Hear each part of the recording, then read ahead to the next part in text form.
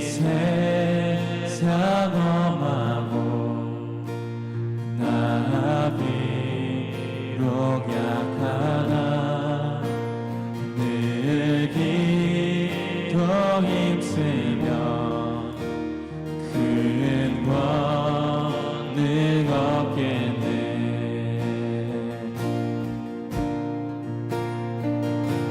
주의 은혜로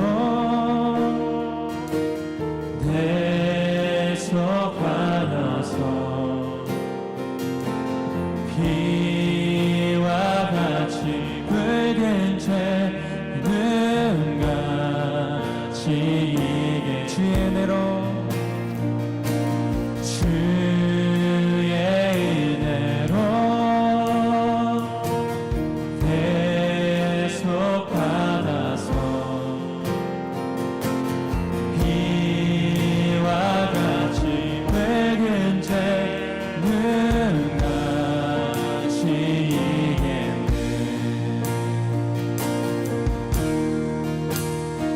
다시 한번 그 예수 그리스도의 보혈을 의지하며 주님의 보좌 앞으로 나아갑니다.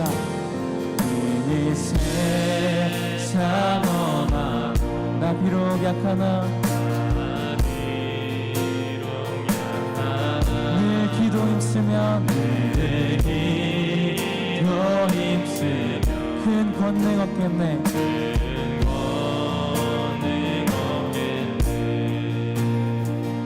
주님의 권능은 주님의 권능을 한없이 크오니 돌 같은 내 마음 곧 녹여주소서.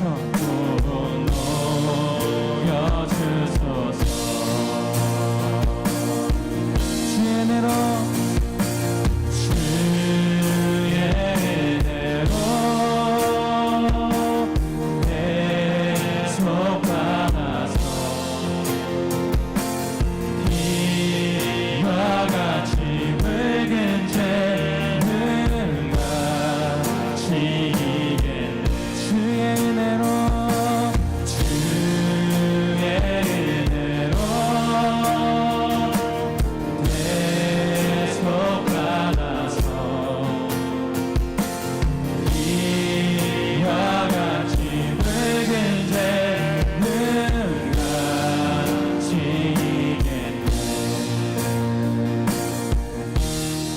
우리 시간 예수 그리스도의 그 보혈을 다시 한번 기억하시면서 피와 같이 붉은 죄 깨끗게 눈같이 씻으신 주님의 그 보혈의 공로를 우리 다시 한번 기억하며 감사하며 그 보좌 앞에 나아갑니다.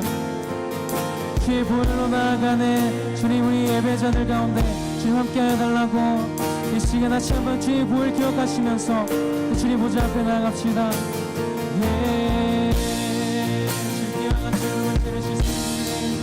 다시 한번 우리를 새롭게 해주옵소서.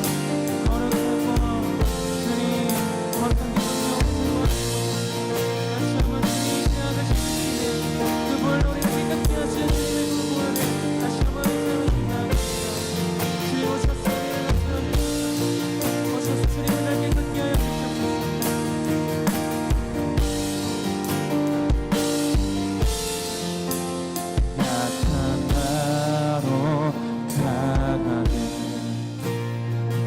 가난한 날 구하게 눈먼 날 볼 수 있게 주 내게 행하셨네. 약한 나로 가게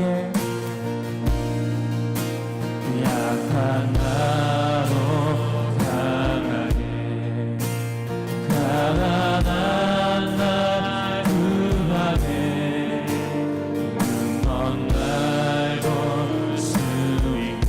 내게 행하셨네.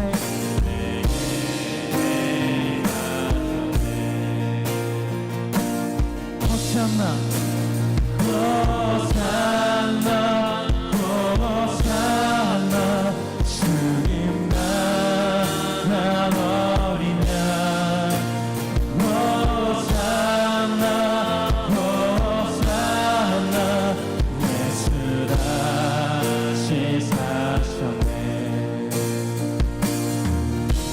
약한 나로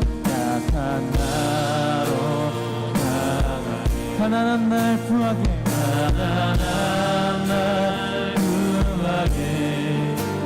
눈먼 날 볼 수 있게 주의 해가 서네 호산나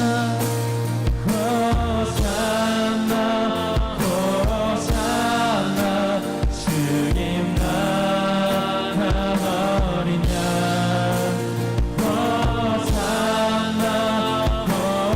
호산나 예수 다시 사셨네 호산나 주님 나간 어린 양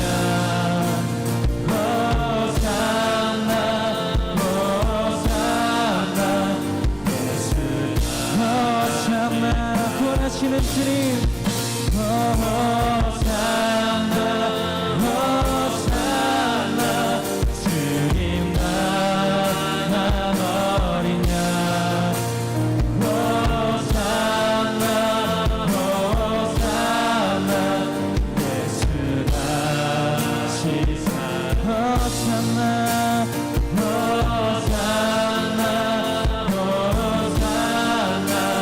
주님 나간 어린 양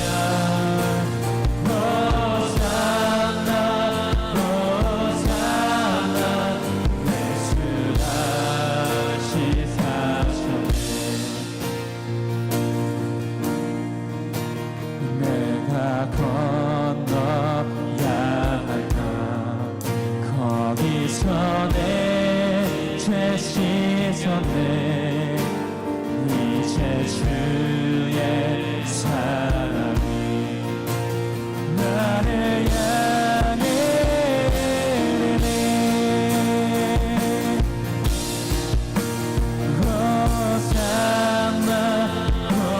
호산나 주님 나간 어린 양 호산나 예수 다시 사셨네 호산나 주님 나간 어린 양 호산나 예수 다시 사셨네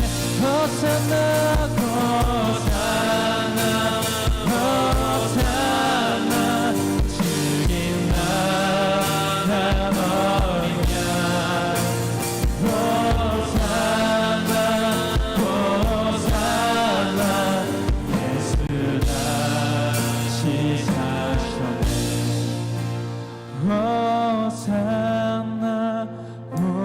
호산나 주님 나간 어린 양 호산나 예수 다시 사셨네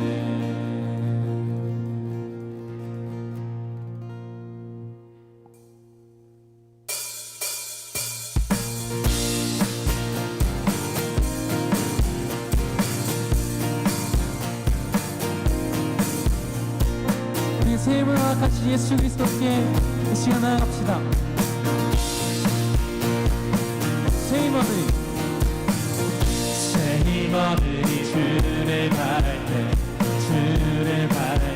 우리 주를 바랄 때 새 힘어들이 주를 바랄 때 우리 주를 바랄 때 주님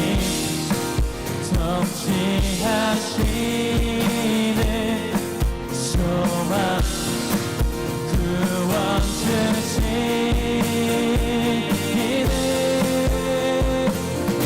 당신은 영원하신 분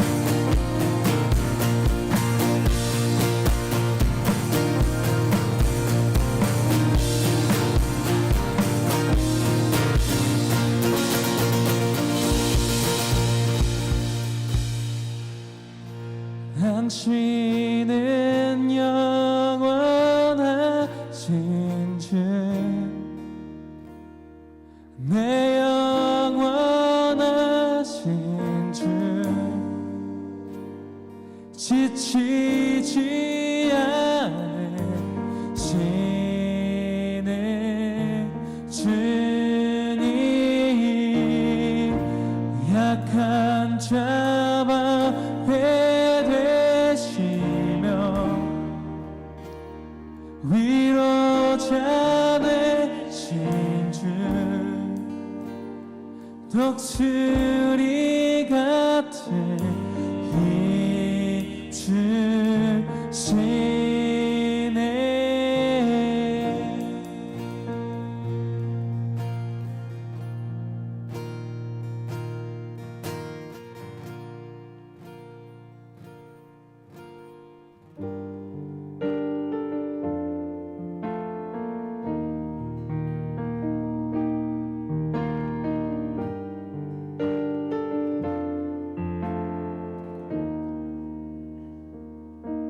주 안에서 내 영혼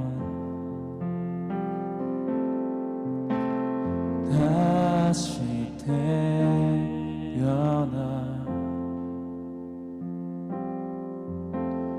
이전 것은 지나고 새롭게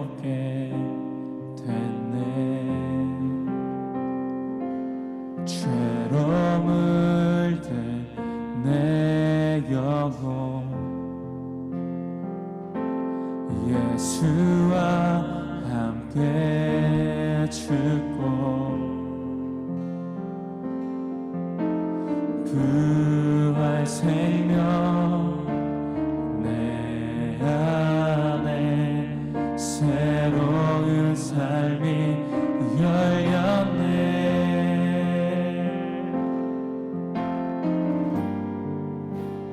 너희가 나를 택한 것이 아니요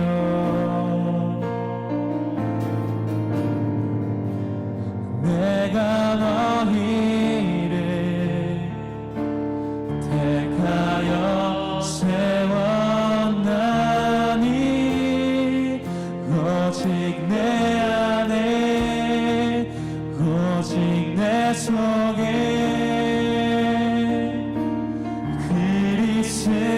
그리스도가 사네. 오직 내 삶에 오직 내 맘에 그가 주인 되셨네.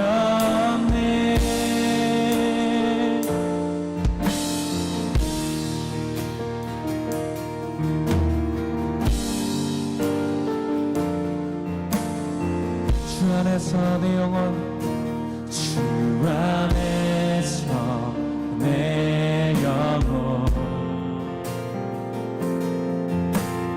다시 태어나 이전 것을 지나고 새롭게 죄로 물든 내 모습 예수와 함께 죽고 부활 생명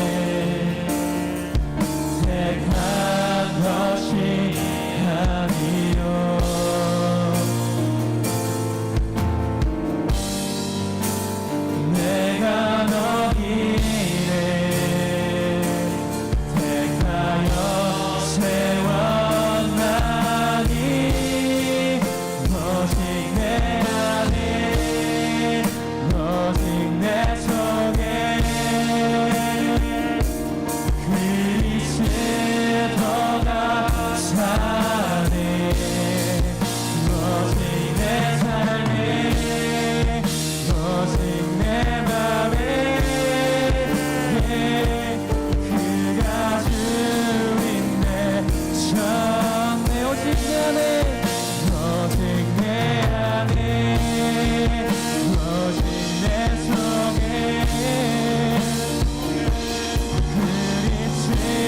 그리스도가 사네. 오직 내 삶에 오직 내 속에 그가 주인데 전에 내 생명 그 안에 그의 생명 내 안에 나의 삶이 이처럼 같을 수 없네. 내 생명 그 안에 그의 생명 내 안에 나의 삶이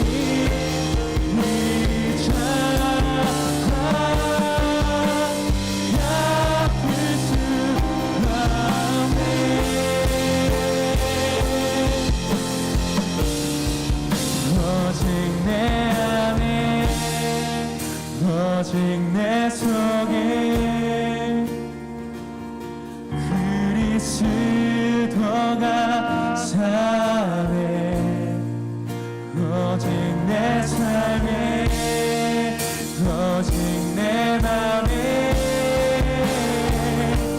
그가 주인데 전에 오직 내 안에 오직 내 안에 오직 내 속에 그리스도가 사네. 오직 내 삶에 오직 내 맘에 그가 주인데 전에 오직 내 안에 오직 내 속에 그리스도가 사네. 오직 내 삶에 오직 내 맘에 그가 주인데 전에. 우리 시간 같이 고백하시면서 나아갑시다. 주님, 이제는 내가 죽고 오직 예수 그리스도와 내 안에 살게 하여 주시옵소서. 주님, 이 시간 주님께 나아갈 때 내 안에 있는 그 모든 욕망과 모든 죄악과 주님 앞에 내어드려야 될 그 모든 것들이 죽고 오직 예수 그리스도와 내 안에 사실 수 있도록, 오직 예수 그리스도와 내 안에 사셔서 주인 되실 수 있도록 주님 이 시간 역사하여 달라고, 내 안에 있는 그 모든 것들 포기하며 주님의 길 따르게 해달라고 주 예수 그리스도의 그 이름 부르시면서 같이 주님 앞에 나갑시다. 주여, 주님, 이제는 내가 죽고 오직 예수님만 내 안에 살아계신 오직 예수 그리스도만 살게 하여 주시옵소서. 주님만 찬양하며 주님만 예배하며 살기 원합니다. 내 안에 있는 그 모든 욕심들, 내 안에 있는 그 모든 주님 내 자아가 주님 모욕해 예수 그리스도의 그 보혈로 주님 주의 그 성령의 불길로 주님의 시간 태워주게 하여 주시옵소서. 다시 한번 주님을 선택하는 자들 되기 원합니다. 다시 한번 내가 죽고 오직 예수님만 살게 하여 주시옵소서. 주님, 나는 죽고 오직 예수로 살게 하여 주옵소서. 주님, 시여 오셔서 나의 주시면 주시기 원합니다. 오직 내 안에 예수님만 살게 하여 주옵소서. 선포하는 가운데 주님, 예수님께서 주신 그 믿음이 우리 가운데 주님하게 하여 주옵소서. 주님 주로 고백하며 주님 그의 앞에는 삶을 살 수 있는 자들로 다시 한번 우리를 일으켜 주시옵소서.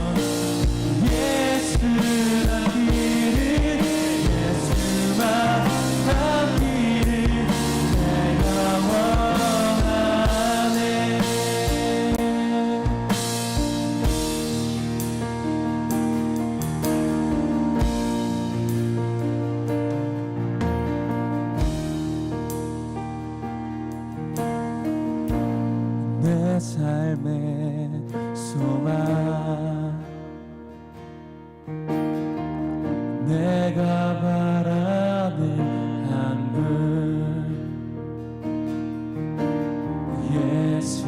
예수님길에 내가 원하네 온유하시고 겸손하신 성품 예수 닮기를 내가 원하네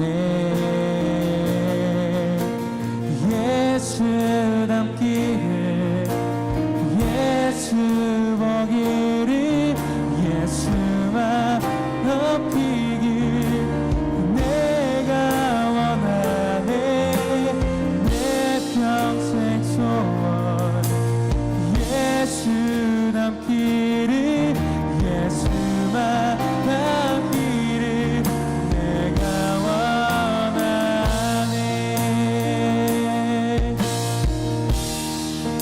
다시 한번 온유하시고 온유하시고 겸손하신 성품 겸손하신 성품 예수 닮기를 내가 원하네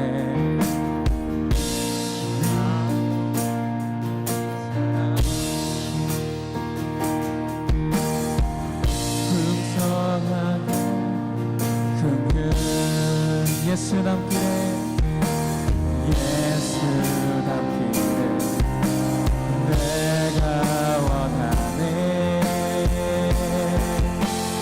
예수 닮기를 예수 보기를 예수만 높이길 내가 원하네 내 평생 소원 예수 닮기를 예수만 닮기를 내가 원하네 예수 닮기를 예수 닮기를 예수 보기를 예수만 닮기를 내가 원하네 내 평생 소원 예수 닮기를 예수만 닮기를 내가 원하네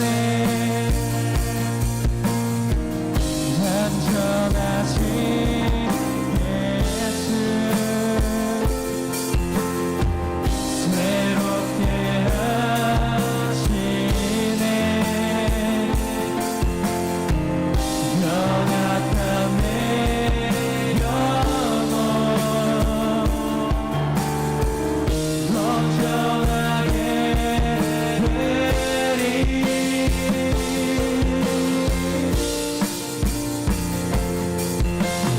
예수 닮기를 예수 보기를 예수만 높이길 내가 원하네 내 평생 소원 예수 닮기를 예수만 높이길 내가 원하네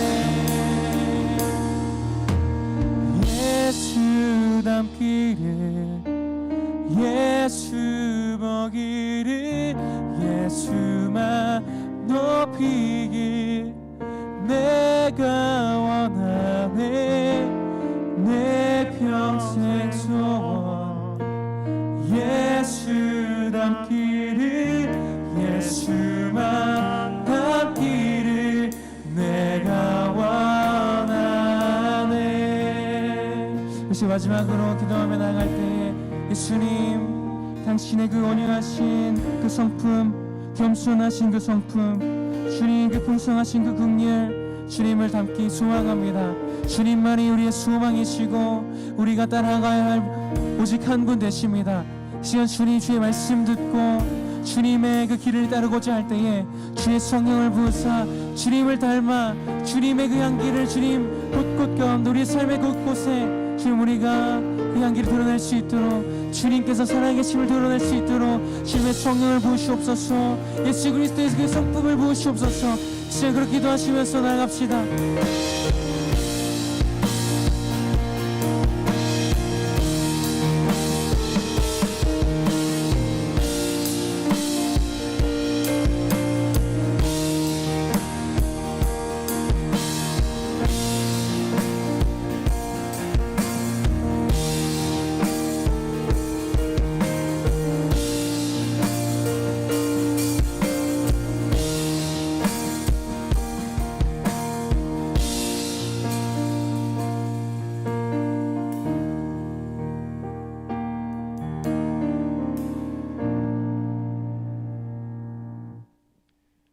함께 보실 하나님의 말씀은 출애굽기 4장 21절에서 26절 말씀입니다. 출애굽기 4장 21절에서 26절 말씀입니다.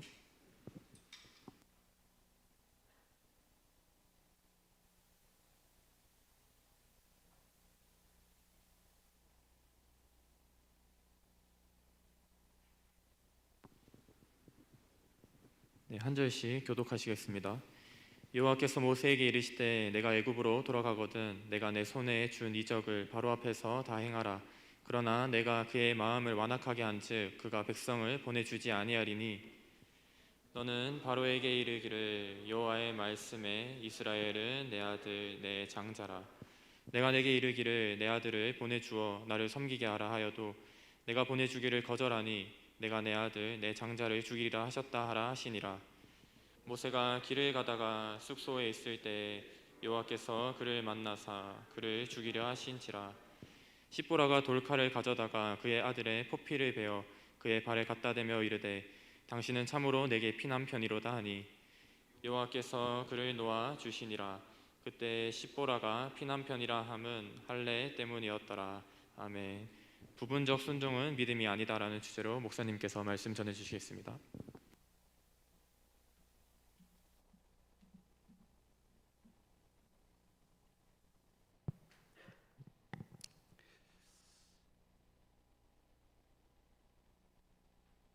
하나님께서 우리를 자기의 자녀로 삼으시고 또 우리를 세상으로 보내어 하나님의 일을 하게 하십니다. 많은 사람들은 하나님의 자녀가 된 것, 우리가 하나님의 자녀가 된 것만으로 기뻐하고 행복해하고 그리고 즐거워합니다. 그런데 주님은 우리가 하나님의 자녀 된 것과 함께 이제 세상으로 보냄받은 주님의 제자로 살기를 원합니다. 하나님의 자녀가 된 것으로 우리가 만족해서는 안 돼요. 자녀가 되었고 또한 우리는 자녀로서 이 세상 가운데에 하나님의 일을 하기 위하여 하나님을 섬겨야 한다는 그런 하나님의 일꾼이라는 것을 놓쳐서는 안 됩니다. 이 모세가 하나님의 부르심을 받고 이제 하나님의 일을 하기 위하여 이집트로 갑니다. 그러니까 원해서 이집트로 가는 게 아니에요. 하나님이 나타나셔가지고 내가 너를 통하여 400년 동안 종살이하고 있는 이스라엘 사람들 구원하겠다. 그러니 너는 내가 준 지팡이를 가지고 이집트로 돌아가라. 그렇게 말씀하십니다. 모세가 5번이나 거절을 합니다. 하나님, 난 능력이 없어요. 하나님, 나는 말을 잘 못해요.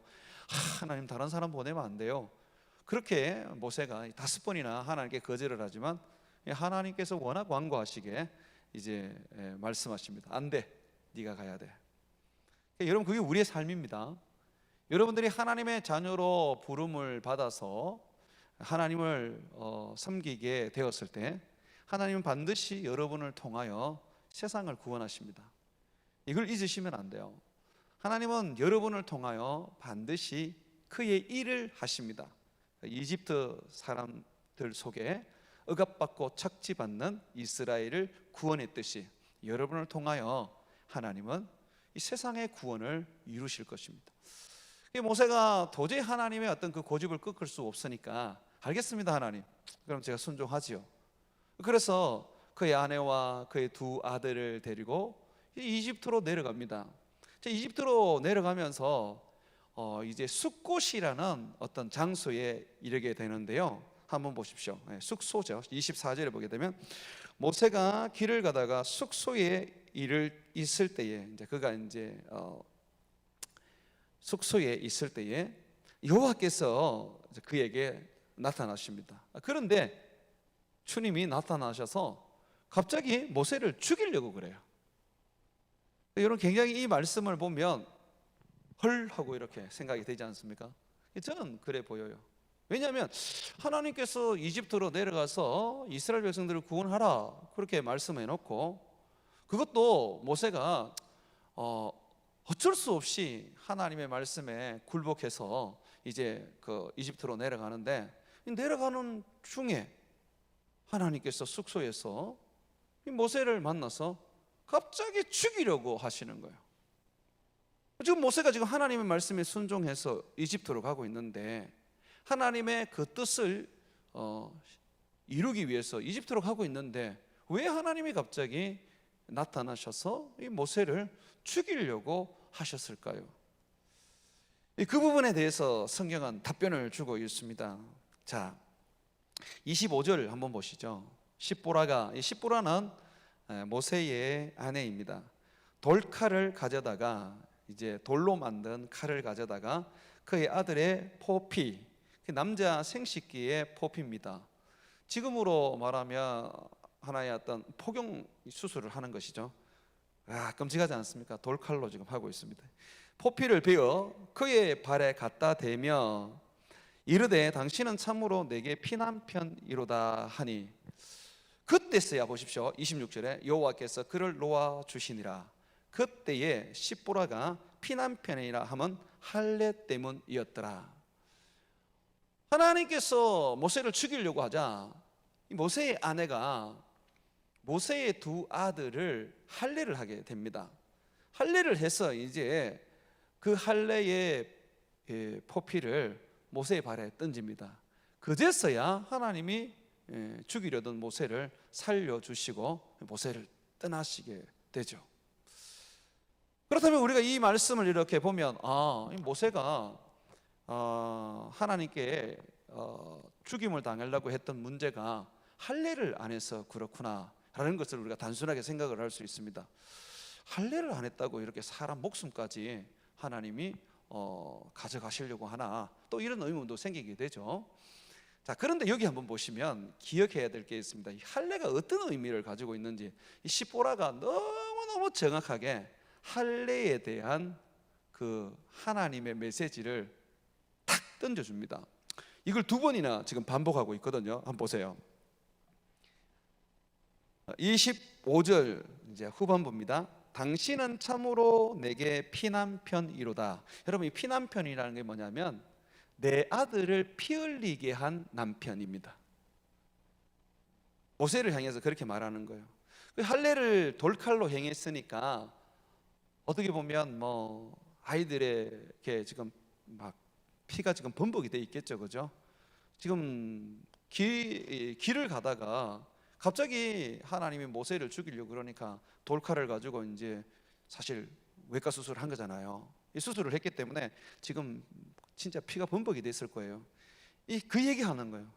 지금 당신 때문에 내 아들이 피를 흘렸습니다. 이렇게 얘기하는 거죠. 한 번 더 보세요. 26절에 여호와께서 그를 놓아 주시니라. 그때에 십보라가 피난편이라 하면 할례 때문이라. 할례를 이제 했는데 그거로 인해서 지금 이 남편이 때문에 자기의 아들이 피를 흘렸다는 것입니다. 모세에게는 두 아들이 있었습니다. 십보라와 모세가 함께 이제 낳았던 아들이 둘이었어요. 그럼 여러분, 이 할례는 무슨 의미입니까? 할례라는 것은 결국 남자의 몸에 새기는 거거든요. 하나님의 자녀들이 몸에 새기는 것인데, 몸에 이 상처를 내어서 표피를 잘라서 이제 피를 흐르게 하는 것이죠. 자, 피를 흐르게 하는 것입니다. 그러니까 지금 할례라는 것은 내 몸에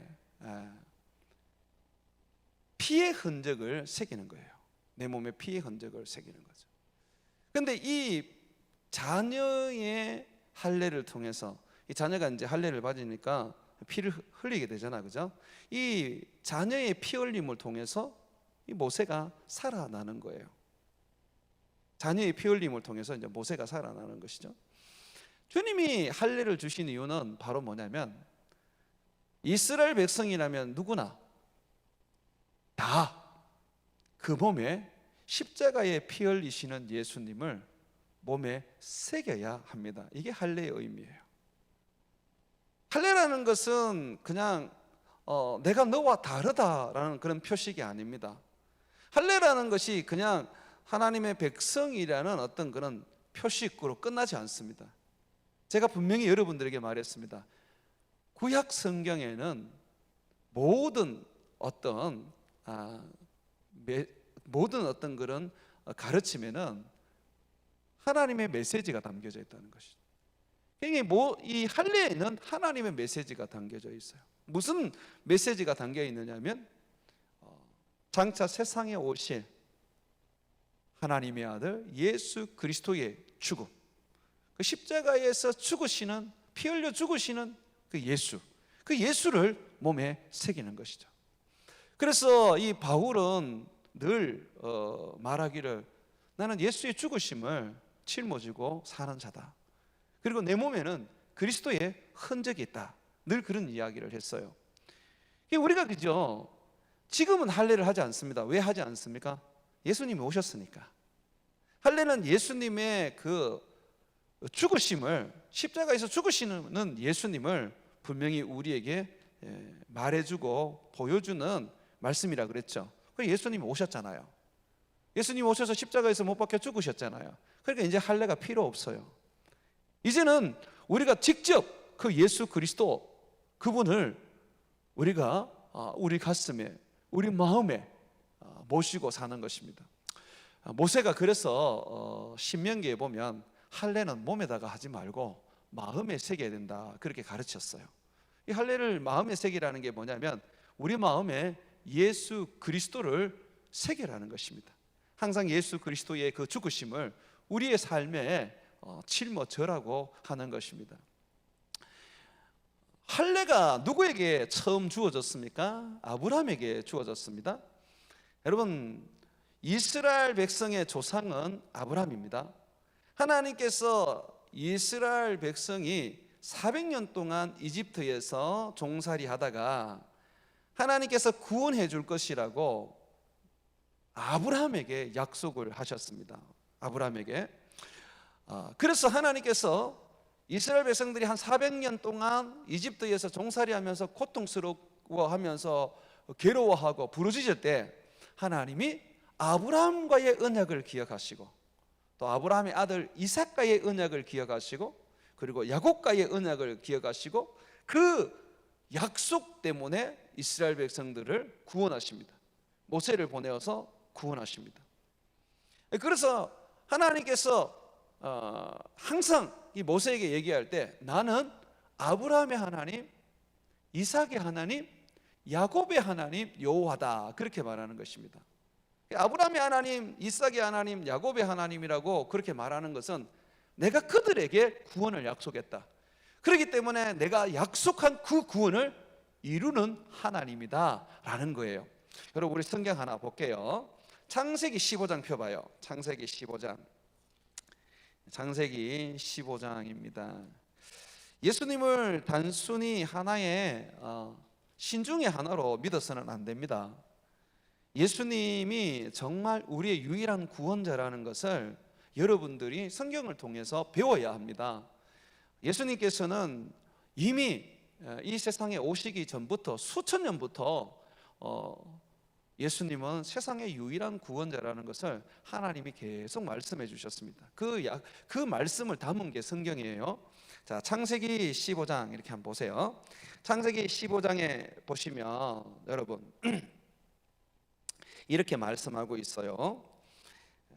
13절 보세요. 여호와께서 아브라함에게 이르시되 너는 반드시 알라 내 자손이 이방에서 객이 되어 그들을 섬기겠고 그들은 400년 동안 내 자손을 괴롭히리니, 여기서 이방은 이집트를 말하고요. 이집트에서 400년 동안 이집트 사람들에게 괴롭힘을 당할 거라고 말해요. 그러면서 14절 보십시오. 그들이 섬기는 나라를 내가 징벌할지며 그 후에 내 자손이 큰 재물을 이끌고 나오리라. 너는 장수하다가 평안히 조상에게로 돌아가 장사될 것이다. 이렇게 말씀하고 있습니다. 주님께서 이미 이 아브라함 시대에 모세로부터 아브라함까지는 수백 년 전입니다. 지금 수백 년 전에, 약 한 400년 전에 지금 말하고 있어요. 한 500년 되겠죠. 아브라함에게 지금 말하고 있는 거예요. 뭐라고 말합니까? 네 자손이 이집트에서 400년 동안 종살이 하게 될 것이다. 그런데 내가 네 자손을 거기에서 구원해 주겠다 하고 그렇게 약속을 주님이 하십니다. 예, 그렇게 주님이 약속을 하십니다. 그렇게 이제 약속을 하시는데 이 약속을 이제 주님께서 이제 모세를 통해서 이루시는 거예요. 모세를 통해서 이제 이루시는데, 이 아브라함이 이 약속을 이제 붙잡고 가나안 땅에 살게 됩니다. 약속을 붙잡고 가나안 땅에 살게 됩니다. 지금 당장 이 가나안 땅이 하나님의 나라로 되지는 않지만은 나중에 내 자손들이 400년 동안 이집트에서 종살이 한 후에 돌아오게 되면, 그러면 이 가나안 땅이 이제 하나님의 나라가 되는 것입니다. 이제 그걸 바라보고 아브라함이 살고 있는 거예요. 그런데 이 아브라함이요, 그 믿음이 흔들리기 시작했어요. 그 믿음이 왜 흔들렸느냐 하면요, 주님께서는 아브라함에게 그때 아브라함이 자녀가 없었거든요. 자녀가 없었는데 아브라함에게 자녀를 주겠다고 약속하셨어요. 아들을 하나 주겠다. 주님께서 그렇게 약속을 하셨습니다. 그런데 이 아브라함이 이 약속을 붙잡고 살다가 어느 날 그 약속을 내려놓게 됩니다. 그래서 아브라함이 이스마엘이라는 아들을 낳게 되는데, 하나님께서 이스마엘이라는 아들을 아브라함이 놓은 후에는 약 한 13년 가까이 아브라함과 말을 하지 않습니다.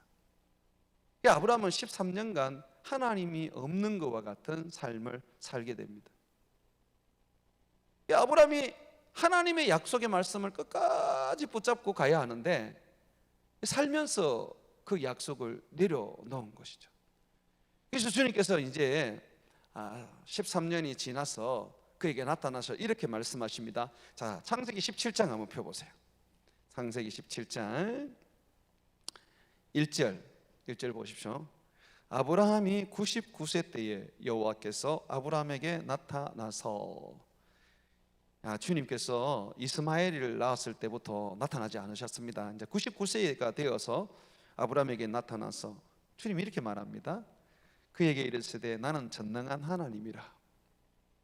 너는 내 앞에 행하여 완전하라. 여러분 이거 기억하십시오. 나는 전능한 하나님이다. 전능하다는 게 뭐예요? 나는 능치 못할 일이 없다. 나는 이 세상을 말씀으로 지었고 내가 약속한 것은 반드시 이루는 하나님이다. 그러므로 너는 내 앞에 온전한 믿음을 가져라 라고 말합니다. 그러면서 주님께서 이 온전한 믿음을 요구하면서 뭘 말씀하셨느냐면 이렇게 주님이 말씀하십니다. 너는 네 몸에 내가 이제 언약을 새겨주겠다. 자, 7절 한번 보십시오. 내가 내 언약을 나와 너 및 내 대대의 후손 사이에 세워서 영원한 언약을 삼고 너와 내 후손의 하나님이 되리라. 내가 너와 내 후손에게 네가 거류하는 이 땅 곧 가나안 온 땅을 주어 영원한 기업이 되게 하고 나는 그들의 하나님이 되리라. 내가 반드시 네 몸에서 날 자를 통하여서 내가 이 가나안 땅을 하나님 나라 되게 해주겠다. 내가 이 약속을 네 몸에 새기마. 그러면서 이제 몸에 새기는데 그게 바로 할례예요. 할례. 한번 보세요, 여러분. 10절 너희 중 남자는 다 할례를 받으라. 이것이 너와 너희와 너희 후손 사이에 지킬 내 언약이니라. 너희가 포피를 베어라. 이것이 나와 너희 사이에 언약의 표징이니라. 이게 하나님의 언약을 몸에 새겨버려요. 근데 그 언약이 뭐냐 하면 그 언약을 어떻게 하나님께서 보여주시느냐면 바로 남자의 몸에 피를 흘리게 해서 거기에 이제 하나님의 언약을 새겨주는 것이죠. 하나님께서 그 이후로부터 아브라함에게 말했습니다. 너와 네 후손 대대로 나를 섬기는 자들은 반드시 할례를 해야 된다. 할례를 하지 않으면 너희는 내 백성이 아니다. 그러니까 몸에다가 예수님의 그 십자가를 우리가 새기지 않으면, 그 예수님의 십자가를 우리가 짊어지지 않으면 하나님의 자녀가 될 수 없는 거예요. 하나님의 자녀가 될 수가 없는 거죠. 온전한 믿음을 가지지 못했던 아브라함에게 주님은 온전한 믿음을 가지게 하려고 그 몸에 할례를 새겼어요. 할례라는 것은 바로 온전한 믿음을 요구하는 하나님의 요구였습니다. 그 믿음이라는 게 뭐예요? 결국은 이 믿음이라는 것이 결국은 예수님 붙잡고 예수님 의지하고 예수님 힘입어서 살아가는 삶이란 말이죠. 예수 없는 삶은 아무런 의미가 없습니다. 여러분, 모세가 비록 하나님의 말씀을 받아서 이집트로 순종하면서 가게 되었지만 그에게 예수가 없자 여호와 하나님이 그를 죽이려고 하셨습니다. 예수 없는 사람들은 주를 위하여 산다고 하지만은 그건 주를 위하여 사는 게 아니에요. 내가 예수님을 내 삶의 주인으로 모시지 않고 내 몸에 새기지도 않고 내가 그분을 짊어지고 살지도 않으면서, 그의 십자가를 짊어지고 살지도 않으면서 내가 주님을 위하여 산다, 내가 주님을 위해서 내 인생을 드린다, 내가 주님을 위해서 이 땅 가운데 뭔가를 하겠다고 하는 것은 다 거짓말이란 말이죠. 하나님 그걸 용납하지 않으세요. 모세가 그랬어요. 다시 한번 여러분 보시죠. 출애굽기 다시 한번 보세요. 이 출애굽기 4장 한번 보십시오. 한번 보시면서 20절 보세요. 자, 20절. 성경은 지금 이렇게 얘기해 줍니다. 모세가 이제 이집트로 가요. 모세가 그의 아내와 아들들을 나귀에 태우고 애굽으로 돌아가는데 모세는 뭐 했더라? 하나님의 지팡이를 손에 잡았더라. 하나님의 말씀대로 기적의 지팡이, 능력의 지팡이를 붙잡았습니다. 모세가 이 능력의 지팡이, 기적의 지팡이만 붙잡고 가면 안 돼요. 하나님께서 이집트로 내려갈 때 이 지팡이를 가지고 가라 그랬잖아요. 이건 참 맞는 거란 말이죠. 하나님의 능력을 붙잡고 있다는 것은 참으로 이 모세가 지금 순종하고 있다는 거예요. 여러분, 우리가 세상을 살면서 성령의 능력이 필요합니다. 성령의 지혜가 필요합니다. 성령의 은혜가 필요합니다. 이거 붙잡아야 됩니다.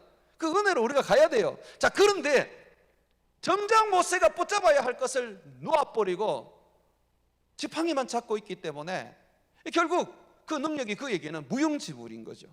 하나님께서 그걸 죽이려고 하신 거죠. 무엇을 놓아버렸습니까? 두 아들을 데리고 가는데 그 아들에게 할례를 행하지 않는 것이죠.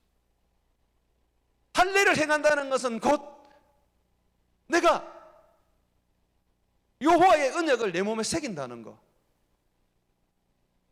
할례를 행한다는 것은 결국 여호와께서 약속하신 하나님의 구원자 예수 그리스도의 그 십자가를 내 몸에 짊어지는 것을 의미하거든요. 모세는 십자가 없는 능력을 지금 잡고 세상으로 가는 거죠. 여러분이 교회에 와서 열심히 기도하고 하나님의 능력을 구하고 하나님의 그 은사를 구하는 거 너무 좋습니다. 그런데 그 능력과 은사는 구해서 받았는데 예수님은 놓쳐버린 거죠. 예수님의 그 십자가를 내가 잃어버리게 된 것이죠. 여러분, 모세에 대하여 성경이 이야기해 줄 때 모세는 참 믿음의 사람이었습니다. 그 사람은 예수님 붙잡고 사는 아주 특별한 사람이었습니다. 그런데 그가 나이 40에 이스라엘 백성들을 구원하려고 시도했다가 실패한 후에 그 믿음을 잃어버리게 됩니다. 한번 성경을 또 볼게요. 히브리서 한번 봅시다. 히브리서 11장을 한번 펴보세요. 히브리서 11장, 히브리서 11장입니다. 자, 신약성경 366면 한번 보세요. 히브리서 11장 24절. 이 모세에 대해서 이 성경은 아주 믿음의 사람이라고 얘기합니다. 예수 붙잡고 살았던 사람이라고 말합니다. 24절. 믿음으로 모세는 장성하여 바로의 공주의 아들이라 칭함받기를 거절하고, 자 25절. 도리어 하나님의 백성과 함께 고난받기를 잠시 제약의 낙을 누리는 것보다 더 좋아하고, 그러면서 여러분 보십시오. 26절. 그리스도를 위하여, 여기 보십시오, 예수님을 위하여 받는 수모를 애굽의 모든 보호보다 더 큰 재물로 여겼으니 이는 상주심을 바라봄이라. 이 모세가 40까지는요 정말 십자가 붙잡고 살았어요. 고난을 받아도 어려움을 당해도 정말 이 왕에게 살해 위협을 받으면서 이 광야로 도망쳐도 그는 끄떡 없었어요. 왜? 예수 그리스도와 함께 고난받는 삶을 그는 최고로 여겼기 때문에 그렇습니다. 자, 십자가 지고 가는 삶이 바로 이거예요. 여러분, 십자가라는 것은 드라큘라 쫓아내는 데 쓰이는 게 아닙니다. 십자가라는 것은 결국은 뭐냐면 하나님의 뜻을 이루기 위하여 자기가 희생하는 거예요. 예수님이 보여주는 그 삶이 뭐냐면 하나님을 위하여 네 삶을 희생하라는 거예요. 그래서 모세는 지금 어떻습니까? 이 나이 40될 때까지 이집트의 왕자로 있을 때는 항상 이 십자가를 붙잡고 이 십자가의 삶을 살았습니다. 이 고난을 당해도 어려움을 당해도 그는 당연하게 여겼습니다. 왜? 그것이 바로 예수 붙잡고 십자가의 삶을 사는 것이었으니까. 그런데 광야를 가고 난 다음에 이 광야에서 40년을 살면서 이 십자가를 잃어버린 거예요. 자기 몸에 할례를 행해서 십자가를 늘 가지고 있었던 이 사람이 광야 가서 살면서 그냥 십자가를 잊어버린 거예요. 물론 그 장이라는 미디안 제사장이었습니다. 다른 신을 섬기는 제사장이었습니다. 거기에 모세가 어떤 미혹이 됐는지는 모르겠지만은, 그런데 모세는 그걸 잊어버렸어요. 그래서 성경은 그 이후에 이 모세의 믿음에 대해서 설명하지 않습니다. 나중에 이제 6월절 나오고 홍해를 건너는 그때 가서 모세를 이야기합니다. 이 중간에 이 십자가를 잃어버렸던 사람이었기 때문에 그렇거든요. 그러다 보니까 지금 하나님께서 모세를 불러서 이집트로 가라, 그러니까 이 모세가 자기 자녀를 데리고 가면서도 할례를 행할 생각을 하지 않습니다. 그리스도와 함께 십자가의 그 고난과 그리스도와 함께 어떤 그 가지는 그 십자가의 그 힘겨운 삶을 그런 생각을 한 개도 하지 않습니다. 뭐만 생각합니까? 손에 있는 지팡이를 통한 이적과 기적과 능력만 생각하는 것이죠. 예수의 십자가를 짊어진 사람들은 예수님 때문에 수모를 당하고 예수님 때문에 고난을 당하고 예수님 때문에 어려움을 당하는 것을 당연하게 여깁니다. 예수님의 제자 바울 같은 경우에 그가 예수님의 십자가를 짊어졌을 때에, 그 몸에 십자가를 새겼을 때에 어떤 일이 있었습니까? 허구한 날 두드려 맞고 허구한 날 환난 받고 허구한 날 고통받는 거 아닙니까? 배고픔을 당하고 외로움을 당하고 막 그랬지 않습니까? 그럼에도 불구하고 그는 하나님 앞에 항상 뭐라 그랬습니까? 주여, 이건 내가 당연하다고 여겨집니다. 왜냐하면 나는 십자가를 지고 가기 때문에 그렇습니다. 예수님을 따라가는 사람들이, 예수님의 십자가를 진 사람들이 어찌 고난과 고통과 괴로움을 당연하게 여기지 않겠습니까? 그런데 모세가 지금 이집트를 가는데 이 고난을 한 개도 없고 그리스도와 함께 당하는 그 괴로움과 아픔은 다 언데간데 없어지고 하나님이 준 이 기적의 지팡이 하나 가지고 가서 영광을 보려고 그러고 능력을 나타내려고 하는 것이죠. 이 목사가 언제 변질이 됩니까? 목사가 높아지기 시작하고 목사가 영광을 보려고 그러고 목사가 이름을 내려고 그럴 때 변질이 되는 것이죠. 그럼 왜 그렇습니까? 목사는 높아질 수도 없고 목사는 이름을 낼 수도 없는 거예요. 왜? 십자가의 복음을 전하는 사람들이기 때문에 누구보다도 그리스도와 함께 그 고난에 동참해야 된단 말이에요. 목사만 그러겠습니까? 예수 믿는 우리 모두가 그런 거 아니에요? 우리가 이 땅에서는 고난을 받을 수밖에 없고 이 땅에서는 어려움을 당할 수밖에 없는 거죠. 왜 그렇습니까? 세상이 힘들어서 그렇습니까? 세상보다 그리스도의 길이기 때문에 그렇죠. 결국은 우리가 어디에서 보상을 받습니까? 주님 계시는 하늘나라에 갔을 때에 우리의 눈물을 닦아주시고 우리가 고난받고 수모당하고 고통받았던 그 아픔을 위로받는 거 아닙니까? 이 땅은 아니란 말이죠. 여러분들 지금 하나님께서 이 세상 가운데에 사람을 살리려고 여러분들을 보내놓았습니다. 마치 여러분은 모세가 이집트에 가고 있는 것처럼 여러분들도 그렇게 세상을 향하고 가고 있는 중입니다. 이미 세상에 들어간 사람이 있을 것입니다. 내가 묻고 싶습니다. 여러분에게 지금 뭐가 있습니까? 할례가 있습니까? 십자가를 몸에 새기고 있습니까? 그저 지팡이만 들고 있지 않습니까? 능력만 들고 있지 않습니까? 뭔가 내 영광을 드러내고 내 어떤 업적을 드러내고 내가 원하는 뭔가를 이루려고 하는 그런 만족감만 있지는 않습니까? 고난을 받을 준비가 되어 있습니까? 그리스도와 함께 죽을 준비가 되어 있습니까? 실패할 준비가 되어 있습니까? 모욕을 당할 준비가 되어 있습니까? 여러분 몸에 피의 흔적을 새겨놓고 있습니까? 예수님은 우리에게 보여주고 있습니다. 얘야, 나는 널 위하여 피 흘렸단다. 십자가에서 많은 고난을 받고 많은 모욕을 당하고 많은 수치를 나는 가지며 결국 죽었단다. 내가 너에게 이 세상을 살아가는데 줄 수 있는 게 바로 이거구나.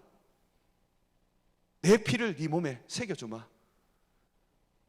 이걸 항상 기억하고 고난을 이기고 핍박을 담담하게 받아들이며 그리스도를 위하여 살아라. 그러니까 우리는 하나는 모세의 지팡이를 가져야 되고요, 또 하나에는 반드시 예수 그리스도의 십자가를 내 몸에 새겨야 된다는 것이죠. 그리스도의 십자가가 새겨져 있습니까? 주님을 섬기면서 힘들고 괴롭습니까? 여러분은 십자가를 지고 있기 때문에 그렇습니다.